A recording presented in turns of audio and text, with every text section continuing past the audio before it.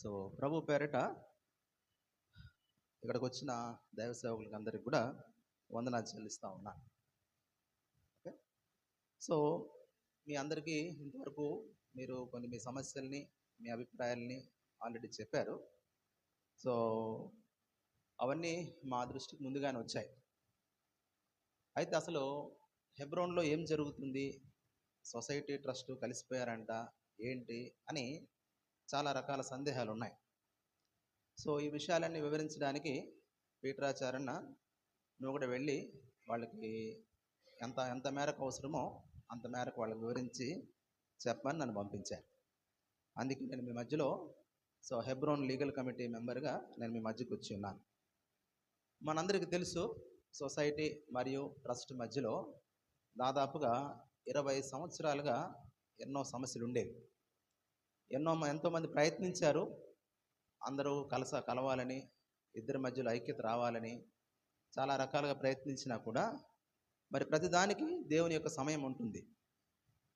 So ఆ కారణం చేతనే మరి ఆగస్టు నెల చివరి వారంలో, అంటే సెప్టెంబర్ నుంచి మొదలు కొన్ని విపరీతమైన పరిణామాలు హెబ్రోన్లో జరిగాయి.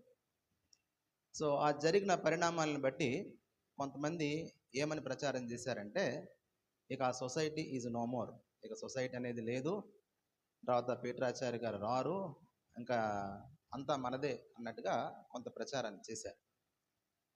సో యాక్చువల్గా అంటే దీన్ని వెనక ఉండి నడిపించిన వ్యక్తులు నిజానికి వాళ్లకు ట్రస్ట్ మీద ఉండే మమకారంతో కాదు, వాళ్ళకేమీ ట్రస్ట్ మీద ఉండే కమిట్మెంట్తో వాళ్ళు చేయలేదు. ఇవన్నీ కూడా వాళ్ళు వాళ్ళ యొక్క వ్యక్తిగత ప్రయోజనాల కోసం, వాళ్ళ యొక్క వ్యక్తిగత ఆధిపత్యం కోసం దీన్ని వెనకుండి నడిపించారు. ఇది అర్థం కావడానికి ట్రస్ట్ వాళ్లకు 1 నెల పట్టింది. ఎప్పుడైతే నిజంగానే ట్రస్ట్ వాళ్లకు ఎవరైతే దీన్ని వెనకుండి భుజానేసుకొని నడిపించి మేమున్నాం మీకు అని అభయమిచ్చి ట్రస్ట్ వారిని లోపల తీసుకొచ్చారో వాళ్ళకి అర్థమైంది ఏంటంటే, అరే వీళ్ళకి సొసైటీ కానీ ట్రస్ట్ కానీ వీళ్ళకి ముఖ్యం కాదు, వీళ్ళ వ్యక్తిగత ప్రయోజనాలే వీళ్ళకి ముఖ్యం అని వాళ్ళకి అర్థమైంది. వాళ్ళకి అర్థమైన తర్వాత ఇంత లోపల ఎవరైతే, సరే అందరికీ తెలిసే కాబట్టి పేర్లే చెప్తాను, ఇబ్బంది ఏం లేదు. దీని వెనకతల జాన్ సుబ్బారెడ్డి గారు, తర్వాత కేఎం శాంసన్ గారు వాళ్ళు కొంత లీడింగ్ తీసుకొని హెబ్రోన్ని ఆక్యుపై చేసుకునే ప్రయత్నం చేశారు. సరే, మొట్టమొదటిగా వాళ్ళు ఏదో కొంత ఆధిపత్యాన్ని సాధించినట్టే కనపడింది. అయితే వాళ్ళ యొక్క నిజమైన రంగు ఏంటో చాలా త్వరగానే తెలిసిపోయింది. ఎప్పుడైతే తెలిసిపోయిందో ట్రస్ట్ వాళ్ళు వెనక్కి తగ్గారు. ఇక మేము మీతో కలిసి చెయ్యము అని అన్నారు. ఎప్పుడైతే ట్రస్ట్ వాళ్ళు వెనక్కి తగ్గారో ఈ జాన్ సుబ్బారెడ్డి గారు, కేఎం శాంసన్ గారు, ఇక వాళ్ళతో కలిసి కొంతమంది, అంటే హైదరాబాద్లో ఉండే లోకల్ వాళ్ళు ఏం చేశారంటే, నిజానికి వాళ్ళకు ఎలాంటి లీగల్ స్టాండ్ లేదు. జాన్ సుబ్బారెడ్డికి కానీ తాను ఏ గ్రూప్ని అయితే సమర్థిస్తున్నాడో వాళ్లకు చట్టపరంగా వాళ్ళకి ఎలాంటి చట్టబద్ధమైన అధికారం, స్థానం లేదు. దానికోసం ఏం చేశారంటే వాళ్ళు మళ్ళీ సొసైటీ దగ్గరకు వచ్చారు. మళ్ళీ మా దగ్గరకు వచ్చి ఏమన్నారంటే, మనం కలిసి చేద్దాం అని అన్నారు. అలా మనం కలిసి చేద్దాం అని ఒక హోటల్లో గ్యాదర్ అయ్యి చాలా విషయాలు మాట్లాడారు. ఇదే జాన్ సుబ్బారెడ్డి గారు ఉన్నారు అప్పుడు. ఆ మాట్లాడినప్పుడు సొసైటీ తరపున మాట్లాడిన వ్యక్తుల్లో నేను కూడా ఒకడిని. నేను చాలా ప్రశ్నలు అడిగాను జాన్ సుబ్బారెడ్డి గారిని. అదొక వేరే విషయం. బట్ వాళ్ళ ఉద్దేశం ఏంటి అని అంటే, వాళ్ళ స్థానాన్ని కాపాడుకోవాలి, వాళ్ళ యొక్క ఆధిపత్యాన్ని నిలుపుకోవాలి అని అంటే చట్టబద్ధమైన ఒక సంస్థ వాళ్ళకు ఆసరా కావాలి. అది సొసైటీ కావచ్చు లేదా ట్రస్ట్ కావచ్చు. ట్రస్ట్ అనుకున్నారు. ట్రస్ట్ వాళ్ళకి అర్థమైపోయింది వీళ్ళు చాలా ప్రమాదకరమైన వ్యక్తులని. వాళ్ళు ఏం చేశారంటే, వెంటనే మీరు వీరాచార్యని ఒక్కరిని పక్కన పెట్టేయండి, మీరు అందరూ వచ్చేయండి, మాతో కలవండి అని మాతో సంప్రదించారు. మేమేమన్నామంటే, మీరు అనుకుంటున్నట్టుగా మేమందరం వీరాచార్య గారి నాయకత్వం కింద లేము. మేమందరము సొసైటీ కింద ఉన్నాం, సొసైటీ యొక్క గవర్నింగ్ బాడీ ఆధిపత్యం కింద ఉన్నాము. వీరాచార్య గారు కేవలం మా యొక్క సొసైటీ తరఫున కేసులు చూసుకోవడానికి ఒక లీగల్ రిప్రజెంటేటివ్ మాత్రమే. మీరు అనవసరంగా అంటే ఏంటి, ఇక్కడ పీటరాచారి గారిని అంటే వీరాచారి గారి మీద లేనిపోని అభాండాలన్నీ మోపుతూ ఆయనని ఒక భయంకరమైన విలన్గా చిత్రీకరిస్తూ, సో అంటే ఆయన ఏదో హెబ్రోన్ అంతా కబ్జా చేసేసుకున్నాడని, హెబ్రోన్లో ఉండే డబ్బులన్నీ తినేస్తున్నాడు అన్నట్టుగా భయంకరమైన అబద్ధాలని ఏమాత్రం సిగ్గు లేకుండా దుష్ప్రచారం చేశారు. ఇలా చేసిన వాళ్ళు మళ్ళీ గాడ్ సర్వెంట్స్. ఓకే, ఇదంతా జరిగిన తర్వాత మాతో సంప్రదించారు. వాళ్ళు ఏవేవో షరతులు పెట్టారు. షరతులు పెట్టి సో మీరు ఆలోచించండి అని నాకు చెప్పారు, కొంత టైం ఇచ్చారు. ఇంతలో ఏం జరిగింది అని అంటే, కొంతమంది ఏమన్నారంటే, సరే అటువైపు మాట్లాడిన వాళ్ళు ఏంటి అని అంటే, ఎవరైతే ఈ లోకల్ గ్రూప్ అంటే హైదరాబాద్లో ఉండే లోకల్ గ్రూప్ వాళ్ళని లీడ్ చేస్తున్న వ్యక్తులు వీళ్ళు, జాన్ సుబ్బారెడ్డి గారు, ఆ తర్వాత శాంసన్ గారు కలిశారు ఈ మధ్యలో. సో ఇప్పుడు మనం ఆల్రెడీ వీళ్ళు మనల్ని మోసం చేశారు, అయినా వీళ్ళతో కలిస్తే మనకు ప్రయోజనమేం లేదు, మనం ఎందుకు సొసైటీతో కలవకూడదు అని కొంతమంది ఇనిషియేషన్ తీసుకుని వాళ్ళు మా దగ్గరకు వచ్చారు. వస్తే సో నిజంగానే వాళ్ళకు నిజంగానే ట్రస్ట్ వాళ్ళకి తర్వాత అర్థమైంది. అంటే కొన్ని యొక్క తప్పుడు మాటలు విని వీరాచారిని ఏ రకంగా దుష్ప్రచారం చేశారు, ఆయన యొక్క నిజమైన వ్యక్తిత్వం ఏంటి, వాళ్ళు విన్నది ఏంటనేది ఇప్పుడు వాళ్ళకి అర్థమవుతాం. సో వీరాచారి గారు ఏమన్నారంటే, మాకేం అభ్యంతరం లేదు మీతో కలవడానికి అని దానికి అంగీకరించాం. సో దానికి వాళ్ళు ఏమన్నారంటే, మన మాటల ద్వారా వద్దు, ఎందుకంటే ఈ సమస్య దాదాపుగా ప్రభుత్వం దాకా వెళ్ళిపోయింది, తెలంగాణ ప్రభుత్వం దాకా వెళ్ళిపోయింది. సో వాళ్ళు ఏమన్నారంటే, మీరు పరిష్కరించుకుంటేనా సరే, లేదు అనంటే మేము చట్టపరంగా చర్యలు తీసుకోవాల్సి వస్తుంది, ఎందుకంటే మాకు ప్రతిసారి ఈ న్యూసెన్స్ మాకు వద్దు అన్నట్టుగా ప్రభుత్వంలోని పెద్దలు అన్నారు. సో కాబట్టి వాళ్ళు అంటే ఈ విషయాన్ని ప్రభుత్వం దృష్టికి తీసుకుని వెళ్ళాం. సో సొసైటీ, ట్రస్ట్ ఈ ఇద్దరు కలిసి ఒక ఒప్పందాన్ని చేస్తున్నారు. ఎప్పుడైతే మేము ఒప్పందాన్ని చేసుకున్నామో అందులో ఒక వ్యక్తి నాకు మాట్లాడాడు. అదేంటది, మీరు మాతో కలిశారు కదా, మళ్ళీ మేము మీకు ఇంకా ఏమి చెప్పకుండానే, మీరు మాకు ఏమి చెప్పకుండానే మీరు ఎలా ట్రస్ట్తో కలుస్తారని. నేనేమన్నానంటే, యాక్చువల్గా 20 సంవత్సరాలుగా నలుగుతున్న సమస్య అది సొసైటీ ట్రస్ట్కి సంబంధించిందే. అది జాన్ సుబ్బారెడ్డికి సొసైటీకి కానీ లేదా జాన్ సుబ్బారెడ్డికి ట్రస్ట్కి కానీ సంబంధించిన సమస్య కాదు. కాబట్టి మీతో మేము అంటే ఒక అగ్రిమెంట్ చేసుకొని పరిచర్య చేసుకుంటే దానివల్ల ఏం పరిష్కారం ఉండదు. దేవుని కృపను బట్టి ఒకవేళ నిజంగానే సొసైటీ ట్రస్ట్ రెండు కలిసి పనిచేస్తే, ఎక్కడి వరకు అంటే హెబ్రోన్ వరకు, సో కలిసి పనిచేస్తే ఒకరినొకరు అర్థం చేసుకుంటాం, ఒకరి మనస్తత్వాలు ఒకరు తెలుస్తాయి.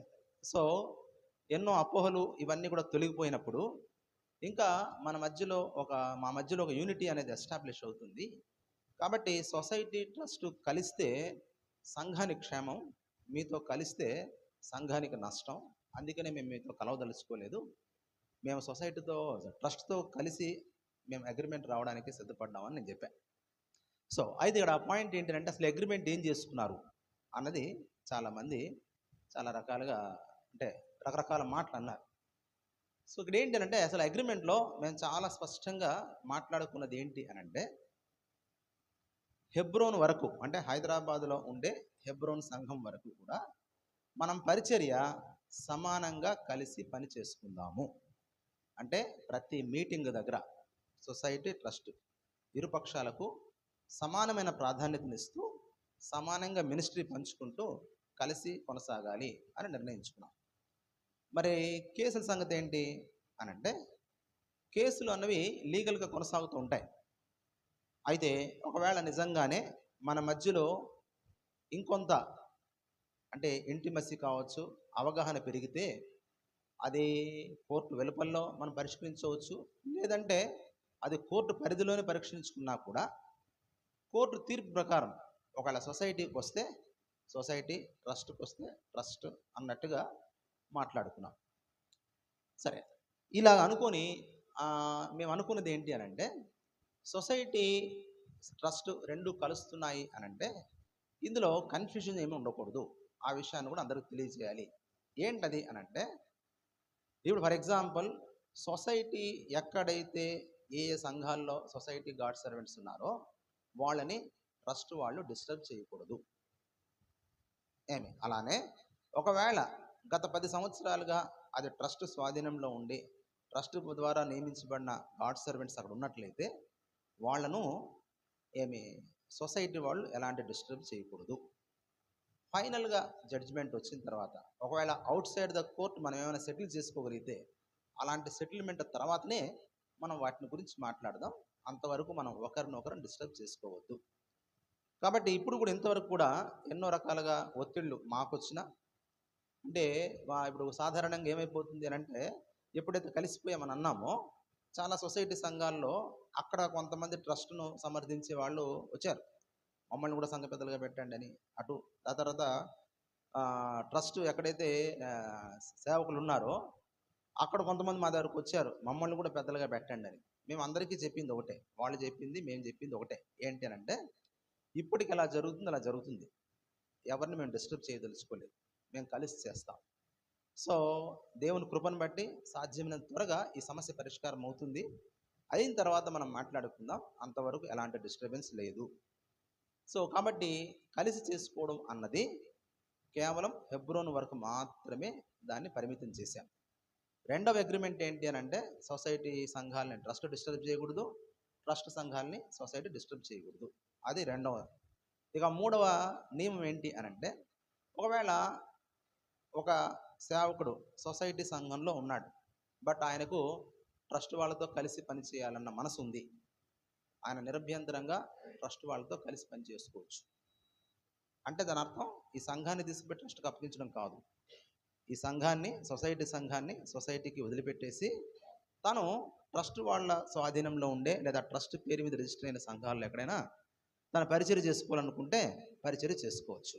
ఆ లిబర్టీ అందరికీ ఇచ్చాం.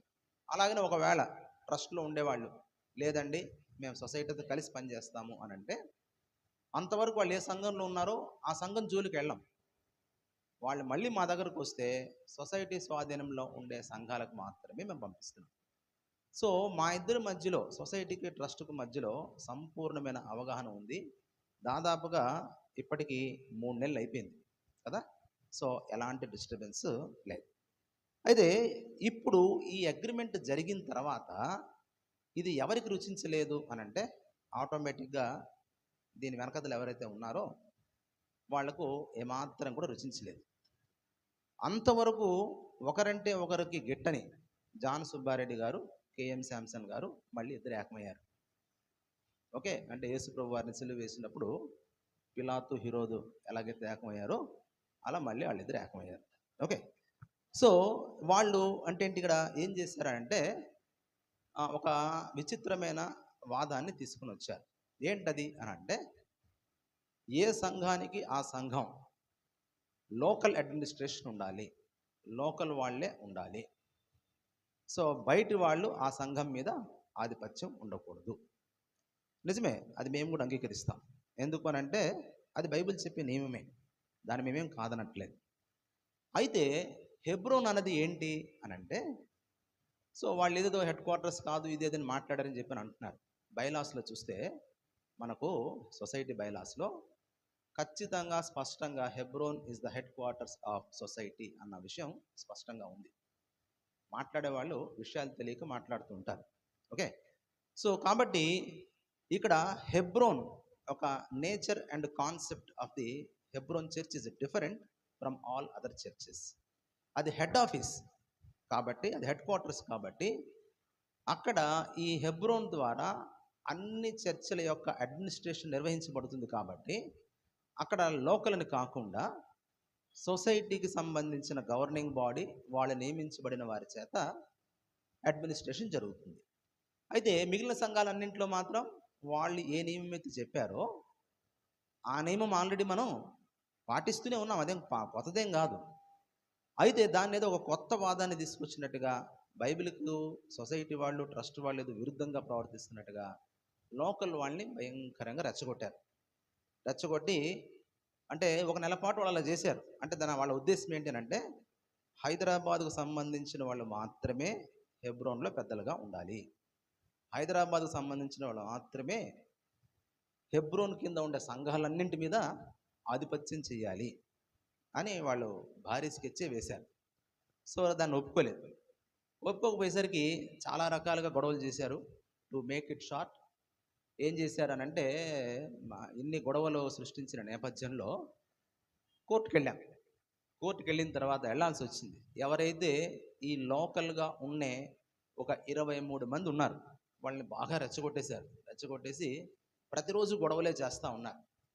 సో ఈ 23 మందికి అంటే ఇంకా వాళ్ళ వెనకతలు చాలామంది ఉన్నారు, ప్రాముఖ్యంగా 23 మంది నిలబడి పోరాడుతూ ఉన్నారు కదా. వీళ్ళకు నాయకత్వం వహిస్తున్నది మాత్రం జాన్ సుబ్బారెడ్డి గారు, కేఎం శాంసన్ గారు. ఏం చేసామంటే ఈ 25 మంది మీద కూడా కోర్టు ద్వారా రెస్ట్రైనింగ్ ఆర్డర్ తీసుకొచ్చాం. వాళ్ళు హెబ్రోను మరియు హెర్మోను సంఘాల్లో దేంట్లో కూడా అడ్మినిస్ట్రేషన్లో ఇంటర్ఫియర్ కాకూడదు అనే స్పష్టమైన కోర్టు ఆర్డర్స్ వచ్చాయి. మొదట్లో టెంపరీ ఇంజంక్షన్ ఆర్డర్ వచ్చింది. ఆ తర్వాత రీసెంట్గా ఒక్క 10 days back permanent restraining order వచ్చింది. అంటే దాని యొక్క ఒరిజినల్ సూటు క్లోజ్ అయ్యేంత వరకు కూడా ఈ ఆర్డర్స్ కంటిన్యూ అవుతాయి. వీళ్ళందరి మీద రెస్ట్రైనింగ్ ఆర్డర్ ఉంది. సో వీళ్ళకి ఎవరికి కూడా ఎలాంటి అధికారం హెబ్రోన్ మీద కానీ హెర్మోన్ మీద కానీ ఉండదు. వాళ్ళు చర్చికి రావచ్చు, పోవచ్చు. సరే, ఇది ఇలా జరిగిన తర్వాత ఇప్పుడు ఇంకా ఏం స్టార్ట్ చేశారు మళ్ళీ అని అంటే సొసైటీ మీద దుష్ప్రచారాన్ని, ట్రస్ట్ మీద దుష్ప్రచారాన్ని కూడా స్టార్ట్ చేశారు. సరే, క్లుప్తంగా చెప్తాను. వాళ్ళ సొసైటీ మీద చేస్తున్న ప్రచారం ఏంటో చెప్తాను. వీళ్ళు ఏం చేస్తారు అని అంటే సొసైటీని ప్రారంభించినప్పుడు ఎవరైతే గవర్నింగ్ బాడీగా 8 మంది ఉన్నారో వాళ్ళు తప్ప ఇప్పుడు మీరు రిజిస్టర్ ఆఫీస్కి వెళ్ళి ఎవరిది ఈ సొసైటీలో ఎవరున్నారు అని పేపర్స్ అడిగితే ఆర్టీఏ యాక్ట్ ప్రకారం ఈ 8 మంది పేర్లే వస్తాయి. ఈ అమెండ్మెంట్స్ ఏవి కూడా ఇంప్లిమెంట్ కాలేదు, వాళ్ళ సొసైటీ రెన్యువల్ కాలేదు. సో కాబట్టి ఇప్పుడు వీరు చెప్పుకుంటున్న సొసైటీకి కానీ వీళ్ళు ఇప్పుడు చెప్తున్న గవర్నింగ్ బాడీకి కానీ అసలు సొసైటీ మీద అధికారమే లేదు, వాళ్ళందరూ చనిపోయారు కాబట్టి సొసైటీ కూడా చచ్చిపోయింది అన్న దుష్ప్రచారాన్ని ఛాలెంజ్ చేస్తూ ఉన్నారు. టీవీలో డిబేట్ కూడా మీరు వినింటారు. వాళ్ళ ఉద్దేశం ఏంటి అంటే ఆ బాడీలో వాళ్ళు ఎవ్వరు లేరు కాబట్టి ఇప్పుడు ఆటోమేటిక్గా సొసైటీస్ నల్ అండ్ వాయిడ్ అని వాదించడం మొదలుపెట్టారు. సో పాయింట్ ఏంటి అని అంటే సొసైటీ అక్కడికి పోలేదు. ఎందుకు అనంటే ఎందుకు వీళ్ళు రెన్యువల్ కాలేదు అనంటే ఎప్పుడైతే కోర్టు కేసులు పెండింగ్ ఉంటాయో అది సొసైటీ కావచ్చు, ట్రస్ట్ కావచ్చు, చట్టపరంగా రెన్యువల్ చేయరు. అదంతా లీగల్గా క్లియరెన్స్ వచ్చేంత వరకు దాన్ని చెయ్యరు. ఆ సొసైటీని రిప్రజెంట్ చేసింది ఎవరు? రాగి వీరాచారి. ఒకళ్ళు నిజంగానే సొసైటీ లేకపోతే, ఒకళ్ళ రాగి వీరాచారికి గనుక సొసైటీని రిప్రజెంట్ చేసే అధికారం లేకపోతే వీళ్ళ మీద రెస్ట్రైనింగ్ ఆర్డర్ ఎలా వస్తుంది? కాబట్టి మనకు వస్తున్న కోర్టు ఆర్డర్సే సజీవ సాక్ష్యం. ఏంటని అని అంటే సొసైటీ ఎక్కడికి పోలేదు, సొసైటీ ఇంకా ఉంది. అయితే రెన్యువల్స్ అన్ని ఎప్పుడు జరుగుతాయి అని అంటే ఈ కేసులన్నీ క్లోజ్ అయిన తర్వాత, ఈ సబ్జుడిషియస్ స్టేట్ అనేది తొలగిపోయిన తర్వాత ఇవన్నీ రెన్యువల్స్ జరుగుతాయి. కాబట్టి మీకు ఎవరైనా ఇలాంటి విషయాలు ఫోన్ చేసి ఇది అది అని చెప్తే మీరు నమ్మాల్సిన అవసరం లేదు. ఎందుకు అనంటే వాళ్ళకి ఒకటే చెప్పండి, ఒకవేళ సొసైటీ లేదంటున్నారా, మరి ఎందుకంటే కోర్టులో వాళ్ళకి ఇన్ని కేసులు గెలుస్తూ ఉన్నారు. ఇప్పుడు వాళ్ళు అదే వాదించవచ్చు కదా, సొసైటీ లేదండి, అసలు సొసైటీకి కేసేసి అధికారమే లేదు, సొసైటీ ఇప్పుడు చనిపోయింది అనొచ్చు కదా. అక్కడ మాట్లాడరు వాళ్ళు, ఇక్కడ తెలియని వాళ్ళకి ఇవన్నీ చెప్తా ఉన్నారు. ఇది వాళ్ళు చేస్తున్న దుష్ప్రచారం. ఇక ట్రస్ట్ గురించి మాట్లాడతాం, ఎందుకంటే ఇద్దరం కలిసే ఉన్నాం కదా. పాపం వీళ్ళు ట్రస్ట్ మీద కూడా భయంకరంగా దుష్ప్రచారం చేయడం మొదలుపెట్టారు.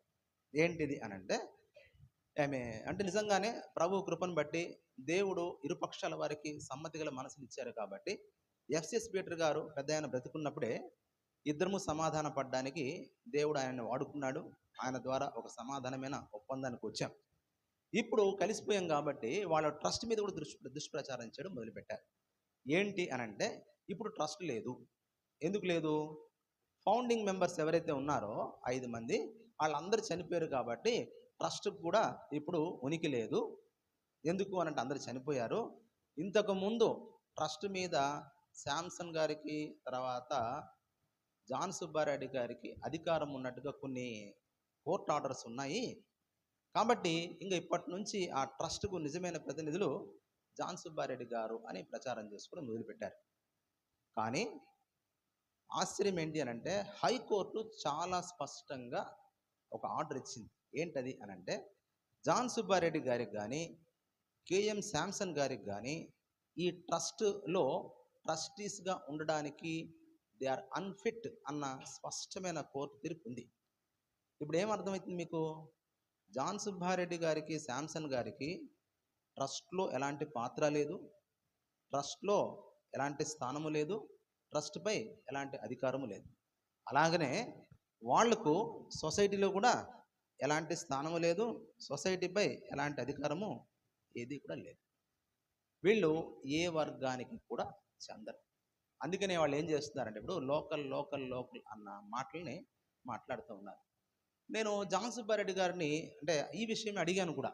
ఏంటి అని అంటే, లోకల్ వాళ్ళే స్థానికత గురించి వీరు ఎంత మాట్లాడుతున్నారు కదా, మరి స్థానికతను గురించి ఆయన ఏదైతే హైదరాబాద్లో మాట్లాడుతున్నాడో అదే విషయాల్ని ఇదే ఒంగోలు జిల్లాలో చుట్టుపక్కల ఉండే సంఘాలలో అవే నియమాలని ఆయన అమలుపరుస్తున్నాడా అంటే, ఇక్కడికి వచ్చేసరికి మాత్రం ఆయనకు అన్ని సంఘాల మీద గుత్తాధిపత్యం కావాలి. అక్కడ మాత్రం లోకల్ లోకల్ అడ్మినిస్ట్రేషన్ అని ఒక వితండ వాదన చేస్తూ ఉన్నాడు. Okay, so that is left to him. తర్వాత ఇంకోటి ఏంటి అని అంటే, ఇక్కడ జాన్ సుబ్బారెడ్డి గారు, తర్వాత శాంసన్ గారు ఇప్పటికీ కూడా వాళ్ళు ఇంకా అనేక రకాలైన ప్రయత్నాలు చేస్తూనే ఉన్నారు. ఇక్కడ ఇంకో విషయం ఏంటంటే, ఇంతవరకు కూడా ఈ ప్రకాశం జిల్లాలో, బాపట్ల జిల్లాలో కావచ్చు, ఈ సేవకులందరూ కూడా సొసైటీ పక్షంగా నిలిపి, సొసైటీ పక్షంగా ఎలాంటి సమస్యలు వస్తున్నా వాటన్నింటినీ పరిష్కరించే విషయంలో మన ఒంగోలుకు చెందిన బాబురావు గారు చాలా హెల్ప్ చేశారు కదా. సో వాళ్ళు హెల్ప్ చేశారు కాబట్టి ఇంతవరకు వాళ్ళు చేసిన హెల్ప్ను బట్టి బాబురావు గారికి నేను మీ అందరి తరపున కృతజ్ఞతలు తెలియచేస్తూ ఉన్నాను. సరే, అయితే ఇప్పుడు బాబురావు గారు ఏం చేశారు అని అంటే, ఆయన నాకు సొసైటీ వద్దు, ట్రస్ట్ వద్దు, నేను జాన్ సుబ్బారెడ్డి గారితో కలిసి పనిచేస్తాను అని ఆయన తీర్మానం చేసుకున్నాడు. ఇందాక మన వాళ్ళు మాట్లాడారు. సో ఇప్పుడు జాన్ సుబ్బారెడ్డి గారితో కలిసి పనిచేయాలని అనుకున్నాడు కాబట్టి ఇప్పటి నుంచి, ఈ రోజు నుంచి బాబురావు గారికి సొసైటీ యొక్క సంఘాల మీద ఎలాంటి అధికారము లేదు. ఓకే, కాబట్టి మీకు ఎవరైనా అంటే ఒకవేళ బాబురావు గారు కానీ లేకపోతే ఆయన పక్షం ఉన్నవారు కానీ ఫోన్ చేసి మీకు ఏమైనా మాట్లాడితే ఆయనకి మీరు ఒకటే చెప్పండి. ఏంటి అని అంటే, అన్నా మీరు ఇంతవరకు సొసైటీ పక్షంగా మా కోసం పోరాడారు, సంతోషం. మీరు మళ్ళీ సొసైటీ పక్షంగా ఒక ఆథరైజేషన్ లెటర్ తెచ్చుకోండి. ఏంటి అని అంటే, ఈ సంఘాలన్నింటి మీద బాబురావు గారికి పెత్తనం ఇచ్చామని మీరు ఒక లెటర్ తెచ్చుకోండి అని చెప్పండి చాలు. ఎందుకు అని అంటే, ఇప్పుడు ఈ సంఘాలన్నింటి మీద దేని మీద కూడా బాబురావు గారికి ఎలాంటి అధికారం లేదు. కాబట్టి ఒకవేళ ఫోన్ చేసి గట్టిగా బెదిరిస్తూ మాట్లాడినా మీరేం బెదిరిపోవాల్సిన అవసరం లేదు. ఓకేనా. సో ఇక రెండవది ఏంటి అని అంటే, నెక్స్ట్ ఈ దశలో ఇక పీఠరాచార్య గారి మీద రకరకాల పాత కేసులు ఇప్పుడెప్పుడు ఏవేవో తోడి ఏవో రకరకాలుగా ఆయన అరెస్ట్ చేసే ప్రయత్నాలు అన్నీ చేశారు. ఆశ్చర్యంగా అవన్నీ ఒకటి ఒకటి ఒకటి ఒకటి ఓడిపోతూ ఉన్నారు. వాళ్ళకి ఎక్కడ కూడా స్థానం లేదు. అయితే తమ వైపు కొంతమంది నిలబెట్టుకోవడం కోసం వాళ్ళు చేస్తున్న ప్రయత్నం ఏంటంటే, డేట్లు ఇస్తూ ఉన్నారు. ఏమని, ఒక్క నెల తర్వాత చూడు, లేదంటే 2 నెలల తర్వాత చూడు, ఏమైపోతుందో మేమే వచ్చేస్తాం, సో ఆవిడ మళ్ళీ మీరందరూ బాధపడాల్సి వస్తుంది అని రకరకాలుగా బెదిరించడం మొదలుపెట్టారు. మొన్న అంటే డేవిడ్ బ్రదర్కు ఫోన్ చేశాడు, మీరు వెల్లంపల్లికి పోతే జాగ్రత్త, మిమ్మల్ని ఏం చేస్తానో నాకే తెలియదు, మీ మీద కేసులు బుక్ చేస్తాను, నువ్వు తర్వాత బాధపడాల్సి వస్తుంది అని విపరీతంగా మన డేవిడ్ బ్రదర్ని కూడా బెదిరించాడు. సో అంటే ఏంటి, ఇక్కడ ఇప్పుడు బాబురావు గారిని మీరు సొసైటీలో ఉండొద్దు, మీరు బయటికి పోండి అని ఎప్పుడు బయటికి పంపించలేదు కదా.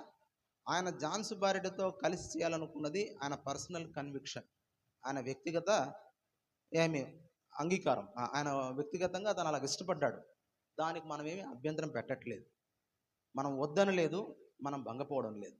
కాకపోతే ఏంటి అంటే బాబురావు గారి కోసం మన స్టాండ్ మనం మార్చుకోవాల్సిన అవసరం లేదు. ఎందుకు అనంటే మీరందరూ భగత్ సింగ్ గారు ప్రారంభించిన సొసైటీ కింద ఉన్నారే తప్ప బాబురావు గారి కింద లేరు. బాబురావు గారు ఇంతవరకు ఆయన నాయకత్వం కింద ఉన్నారు. ఎందుకున్నారు? ఆయన కూడా సొసైటీ కింద ఉన్నాడు కాబట్టి, ఆయన కూడా సొసైటీని అనుసరిస్తూ వచ్చాడు కాబట్టి. ఇప్పుడు ఆయన్నే సొసైటీలో లేనప్పుడు ఇక ఆయన మీపై అధికారాన్ని చేసే ఎలాంటి అధికారం కూడా ఆయనకు లేదు. ఈ విషయాన్ని మీరు జ్ఞాపకం పెట్టుకోవాలి. రైట్. ఇప్పుడు సమస్య అంతా ఏంటి అని అంటే, సరేనా, మరి వద్దంటున్నారు, మరి మాకు కొన్ని బెదిరింపులు వస్తున్నాయి, మాకు కొన్ని కాల్స్ వస్తున్నాయి. ఈ సమస్యల్లో ఈ సంఘాల్లో స్థానికంగా వాళ్ళు కొంతమందిని రెచ్చగొట్టి సేవకుల మీద కుసుగులుపుతూ ఉన్నారు. ఇలాంటి సమస్యలు వస్తే ఇంతకుముందు ఇలాంటి సమస్యల్ని పరిష్కరించడానికి మేము బాబురావు గారి హెల్ప్ తీసుకున్నాం. ఇప్పుడు ఆయన లేడు, మాకు దిక్కేంటి, మా పరిస్థితి ఏంటి అని అందరి యొక్క అభిప్రాయం. అంటే అందరి యొక్క అంటే ఏదో ఒక సమస్య కదా. సో ఏం చేయాలి అన్న అనుమానంతో అందరూ ఉన్నారు. సో సో మేము మీకు చెప్పేది ఏంటి అని అంటే, మీరేం కంగారు పడాల్సిన అవసరం లేదు. ఇందాక బాబురావు గారు చెప్పారు కదా, సాధారణంగా మేము అంటే ఒక్కొక్క ప్రాంతానికి కొంతమందిని కోఆర్డినేటర్స్ని పెడతాం. అంటే ఏవైనా చిన్న చిన్న సమస్యలు వస్తే ఆ కోఆర్డినేటర్స్ వెళ్ళి అక్కడ ఆ సమస్యను ఆ సంఘస్థులతో మాట్లాడి ఆ సమస్యను వాళ్ళు పరిష్కరిస్తారు. మరి కాని పక్షంలో హెబ్రోను తీసుకొని వస్తారు. అయితే ఇక్కడ పాయింట్ ఏంటంటే, మరి ఎవరిని పెట్టాలి కోఆర్డినేటర్స్గా అన్నది ఏమి. సో అది కూడా ఒక ఆలోచన ఉంటుంది కదా. ఒకవేళ మీకు నచ్చి ఆయనలో సామర్థ్యం ఉంది, ఆయన సమయాన్ని ఇవ్వగలడు, ఆయనకు మంచి సాక్ష్యం ఉంది అని మీరు అనుకుంటే మీరు ఎవరినైనా సజెస్ట్ చేయొచ్చు. మేము కూడా ఆలోచిస్తున్నాం. సో అలాగా ముగ్గురు కానీ నలుగురు కానీ అవసరాన్ని బట్టి త్వరలోనే కొంతమంది కోఆర్డినేటర్స్ని పెడతాం. సో ఎందుకు కోఆర్డినేటర్స్ని పెడుతున్నాము అని అంటే, సంఘంలో ఏమైనా చిన్న చిన్న సమస్యలు వస్తే ఈ కోఆర్డినేటర్స్ మీ సంఘానికి వచ్చి అక్కడ సంఘస్థులతో మాట్లాడి సంఘస్థులతోనూ తర్వాత సేవకులతో మధ్యలో సమాధానాన్ని సమకూర్చి మీ సమస్యల్ని పరిష్కారం చేయడానికి ఈ కోఆర్డినేటర్స్ తప్పకుండా మీకు సహాయం చేస్తారు. ఓకే, అది త్వరలోనే జరుగుతుంది. దాని గురించి మీరు కూడా మీ వంతు మీ అభిప్రాయాన్ని తెలియజేయండి. బ్రదర్ నోయల్ గారు, తర్వాత బ్రదర్ టైటస్, జెర్మియా వీళ్ళందరూ ఉన్నారు కదా, వీళ్ళతో మీరు మాట్లాడవచ్చు. సో అలాగా అంటే అవసరాన్ని బట్టి ముగ్గురా నలుగురా ఎంతమంది అన్నది మనం త్వరలోనే ఏర్పాటు చేస్తాం. వాళ్ళు ఇంతకుముందు బాబురావు గారు ఎలాగైతే మీకు సహాయం చేశారో ఆ స్థానాన్ని వీళ్ళు ఇప్పుడు ప్రభాకరన్ అన్నారు కదా, ఒక్కరొద్దండి, కొంత ముగ్గురు నలుగురు అలా పెట్టమన్నారు. అలాగే ఎంత అవసరమైతే ఆ సంఖ్య దాన్ని బట్టి మనం పెడతాం. ఓకే, కాబట్టి ఆ సమస్యకు మేము పరిష్కారాన్ని త్వరలోనే ఇస్తాం. మీరేం కంగారు పడొద్దండి, మీరేం భయపడొద్దండి. ఇంకా కొంతమంది ఏమన్నారంటే, సో ఇప్పుడు మాకు కొంతమందికి ఏమంటారు అపాయింట్మెంట్ లెటర్స్ లేవు, సేవకులకు లెటర్స్ లేవు కాబట్టి బెదిరిస్తున్నారు. అపాయింట్మెంట్ లెటర్ లేదు, ఏమి లేదు కాబట్టి మీరు ఇక్కడ ఉండకూడదని అని బెదిరించే అవకాశం ఉంది ఎలాగా అని అంటున్నారు. ఒకవేళ అలాగ ఎవరన్నా ఉంటే, ఎవరెవరికైతే లేదో, మేము ఎవ్రీ ట్యూస్డే హెబ్రోన్లో సో మామూలుగా మీటింగ్ జరుగుతూ ఉంటుంది. ఇలాంటి సమస్యలు ఎవరైనా ఉన్నట్లయితే మీరు వస్తే మీ సంఘస్థుని తీసుకొని వస్తే మీ సంఘ పెద్దల్ని లేదా ఫస్ట్ సేవకుడికి అపాయింట్మెంట్ లెటరు లేదా కంటిన్యూషన్ లెటరు మీ అందరికీ తప్పకుండా ఇస్తాం. మీకు ఎవరెవరికి అవసరం అనుకుంటారో వాళ్ళందరూ తప్పకుండా రండి. ఇక్కడ మనం సొసైటీతో కలిసి పనిచేయడము అని అంటే, ఇక్కడ మేము సొసైటీ పెద్దలు మీ మీద ఏమి అజమాయిషి చేయము, మీ మీద రుబాబు చేయము. మీరు సక్రమంగా సఖ్యతతో పరిచయం చేసుకోమని మీకు చెప్తాను తప్ప ఎప్పుడు కూడా ఏ రోజు మీ వైపు నుంచి డబ్బుల్ని ఆశించిన సందర్భాలు కూడా ఏవి లేవు. అంటే వీళ్ళు చేస్తున్న దుష్ప్రచారం, వీరాచారికి ఇస్తే కానుక పెట్టులు ఎత్తుకుపోతాడు, పోనీ అలాగా ఎత్తుకుపోయినట్టు ఎప్పుడైనా ఒక ఆధారం అన్న ఉందా అంటే ఏమి లేవు. వాళ్ళకి ఆధారాలతో అవసరం లేదు, ఒక అభాండాలు మోపడం తప్ప వాళ్ళు ఏం ఆధారాలు చూపించాలని అనుకోరు. సో కాబట్టి ఇట్లా సేవకులకు కూడా అపాయింట్మెంట్ లెటర్స్ ఇస్తాము, త్వరలోనే ఇతర వీళ్ళని కూడా పెడతాం. సో మొదట ఒక ఆలోచన వచ్చింది, ఏంటది అని అంటే, సొసైటీ ట్రస్ట్ కలిసి పని చేయాలి అని అనుకున్నాం కదా, మరి అద్దంకి ఇమానియల్ గారిని కూడా పిలిస్తే బాగుండు అని అడిగారు. సో మేము కూడా ఫస్ట్ పిలుద్దామని అనుకున్నాం. అయితే ఇది ఫస్ట్ మీటింగే కదా, సో ఫస్ట్ మీటింగ్ తర్వాత అసలు ఏం జరిగిందన్న విషయం మీకు తెలిస్తే ఒకవేళ అవసరం అయితే అవసరాన్ని బట్టి అద్దంకి మన గారు కూడా వస్తారు. ఎందుకంటే ఇప్పుడు మేము కలిసి పని చేయాలని తీర్మానం చేసుకున్నాం కాబట్టి సో వాళ్ళు కూడా వస్తారు. మేము ఎవరిని ఒకరిని ఇంకొకరు మేము కూడా డిస్టర్బ్ చేసుకోవడం లేదు. సో వాళ్ళు అంటున్నట్టుగా అంటే జాన్ సుబ్బారెడ్డి గారు, శాంసన్ గారు లోకల్లో ఉండే వాళ్ళందరూ దుష్ప్రచారం చేస్తున్నట్టుగా ట్రస్ట్ ఏమి ఎక్కడికి పోలేదు, సొసైటీ ఎక్కడికి పోలేదు. ట్రస్ట్ ఈజ్ ఇంటాక్ట్, అది అలాగే ఉంది. దానికి ఉన్న అధికారాలు ఏం తగ్గలేదు. అలానే సొసైటీ కూడా అలాగే ఉంది. సో ఇంకా బాగా ప్రార్థన చేయండి. ప్రభు చిత్తమైతే ఈ సొసైటీ ట్రస్ట్ మధ్యలో ఉండే ఈ కోర్టు కేసులు కాకుండా కోర్టు వెలుపలనే ఒక అంగీకారంతో సఖ్యతతో సమస్య పరిష్కారం అయితే ఇంకా సంతోషంగా ఉంటుంది. లేదు అని అంటే త్వరగా కొని కోర్టు ద్వారా అయినా సరే సమస్య పరిష్కారం అయితే మనం ఇంకా ఐక్యతతో ముందుకి కొనసాగే అవకాశం ఉంటుంది. సో కాబట్టి మీరు ప్రాముఖ్యంగా గుర్తుపెట్టుకోవాల్సింది ఏంటి అని అంటే మీరందరూ కూడా హెబ్రోన్ సొసైటీ కట్టుబడి ఉన్నారు కాబట్టి మీకు లెటర్స్ కూడా ఇస్తాము. మీరు ఏ సమస్య ఉన్నా ఎవరినైతే కోఆర్డినేటర్స్ పెట్టబోతున్నామో ఆ కోఆర్డినేటర్స్ ద్వారా మీరు మీ సమస్యలను కూడా పరిష్కారం చేసుకోవచ్చు. ఓకే, ఇంకా నేను ఏమైనా చెప్పాల్సింది ఉంటే మీ అనుమానాలు ఉంటే ఏమైనా అడగవచ్చు, అడిగితే చెప్తాను.